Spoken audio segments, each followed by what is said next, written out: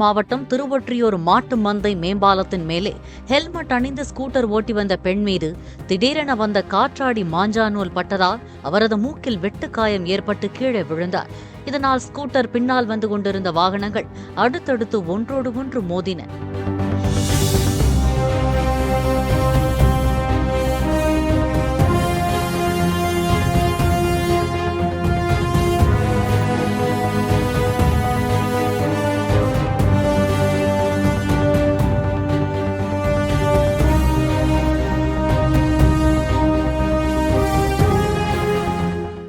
Play store மற்றும் app ஸ்டோரில் இருந்து பாலிமர் செயலியை QR கோடு மூலம் பதிவிறக்கம் செய்யுங்கள்.